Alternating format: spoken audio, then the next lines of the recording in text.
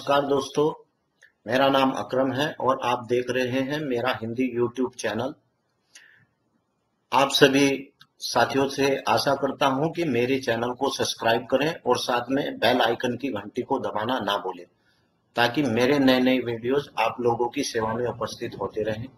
साथियों, ग्राम पनियाला चंदापुर के अंदर चलिए उस तालाब की बात करते हैं जो पिछले 20 सालों से किसानों का सिर दर्द बना हुआ है, जिस तालाब का नाम है कोहला वाला तालाब। चलिए आज उसके बारे में जानकारी लेते हैं कि आज वहां उस तालाब के अंदर क्या क्या हो रहा है और किस प्रकार वहां गंदगी का माहौल बना हुआ है। चलिए बात करते हैं।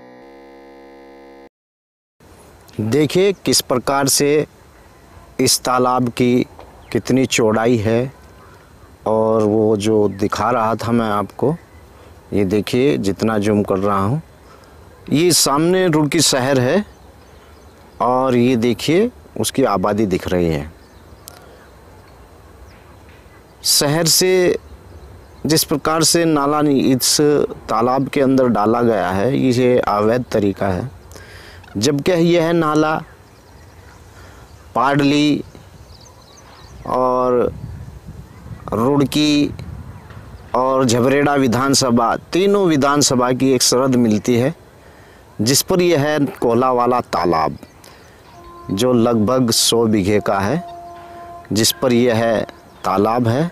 और तीनों विधानसभाओं की मेन एक ये मान लीजिए कि सरद है।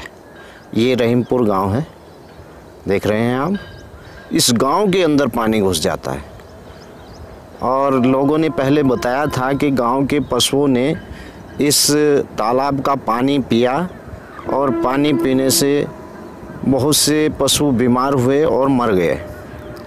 तो देखिए किसान कितनी मुसीबत से अपनी खेती किसानी करता है, लेकिन सरकार की ओर से उसे कोई सुविधा नहीं दी जाती है।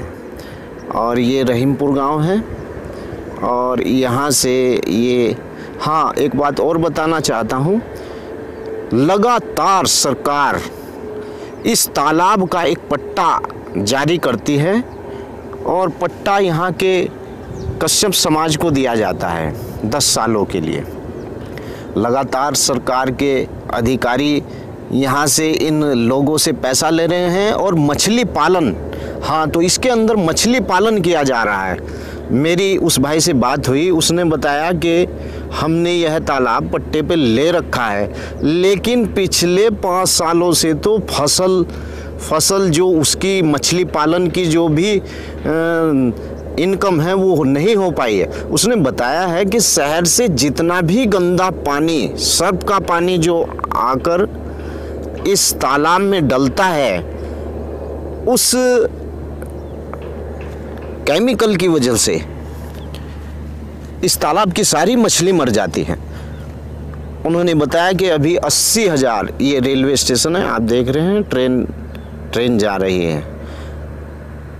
पिछले 3 सालों से, उस भाई ने बताया कि पिछले 3 सालों से तो मछली एक भी जिंदा नहीं बचती, और बताया कि हम लगातार इसका पैसा जो भी है वो जमा करते रहते हैं, बस सरकार को इस तालाब से इनकम हो रही है, जबकि किसानों को 1000 बीघा फसल बर्बाद हो रही है।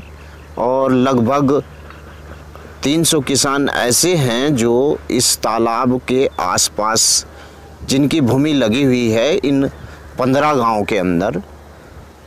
और शुरू में गांव पड़ता है पनियाला से निकलते हुए यह तालाब से जो नाला निकल रहा है वो सीधा आपका लाठरदेवा, तांसीपुर, हथियाथल और उसके बाद हरजौली से निकलता हुआ और ऐसे ही झबरेड़ा और आगे जाकर कई गांव से जाकर यह टच होता है। लेकिन इस तालाब के पानी की निकास सही तरीके से नहीं हो पा रही है। और मैं तो सरकार को यह कहता हूं कि इस तालाब को, अगर शहर से जो पानी आ रहा है अगर उसका एक बराबर से नाला बना दिया जाए, शहर के पानी के निकास का अलग से नाला बना दिया जाए इसकी बराबर साइड में, तो हो सकता है कि इस तालाब के अंदर मछली पालन भी बढ़िया होगा और ना किसानों को अपनी फसलों का नुकसान उठाना पड़ेगा। और सरकार जो भाड़े के रूप में, टैक्स के रूप में दिखाकर, लेकिन टैक्स देते तो नहीं, मुझे तो लगता नहीं। हाँ, नंबर 2 का पैसे में ये है, इस तालाब का ठेका छोड़ देते हैं और वो जो मछली पालने वाला गरीब है बेचारा, वो सीधा सीधा उसका असर उस गरीब आदमी पर पड़ता है।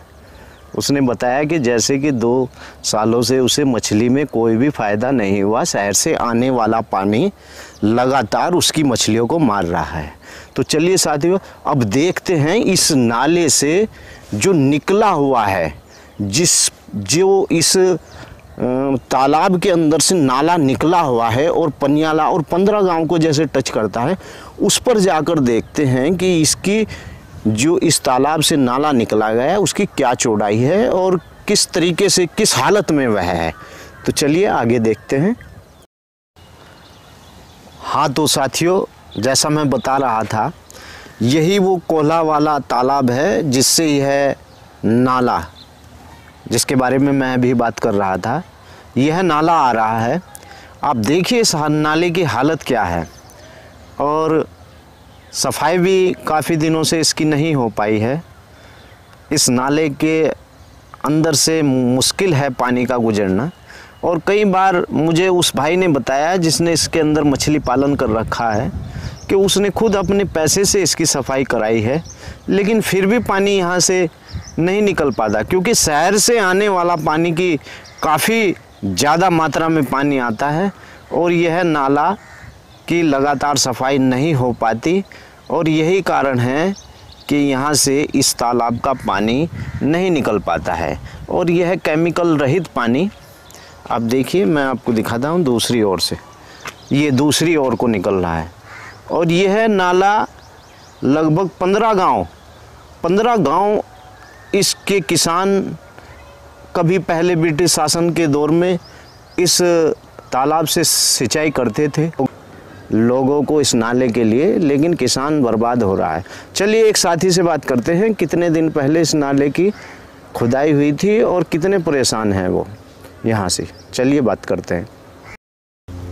हाँ दोस्त, नाम क्या है आपका? मेरा नाम सलमान है। अच्छा, तो आपकी यहाँ ज़मीन है? जी। कितनी ज़मीन है आपकी? हमारे यहाँ 40-50 बीघे ज़मीन है। अच्छा, मुझे एक बात बताओ सलमान भाई, कि यहाँ जो ये नाला पड़ा हुआ है, ये कितने दिन पहले खुदाई हुई? ये कम से भी कम 10 साल हो गए इस खुदाई को सफाई होने से। अच्छा, तो एक बात बताइए आप मुझे कि ये जो आपकी फसल है, ये पानी बर्बाद कर रहा है इस फसल को? ये पानी इतना गंदा है कि फसल भी नहीं हो पाती इससे। अच्छा। और इतनी गंदगी हो चुकी है कि उधर रुड़की का पानी खराब आता है और ये बहुत लंबा नाला है। इसकी सफाई में कम से भी कम काफ़ी टाइम हो गया है, अन्य इसकी सफाई महीने सिर होनी चाहिए। अच्छा, ये जो आपके आसपास के लोग हैं, ये इनका फसल, इनकी भी इसी के अंदर ही? हाँ, इसी में ही आती है जी। अच्छा, ये भी लगातार नुकसान उठा रहे हैं? हाँ, ये भी सब बोलते हैं कि भाई गंदा पानी है, फसल नहीं हो पाती।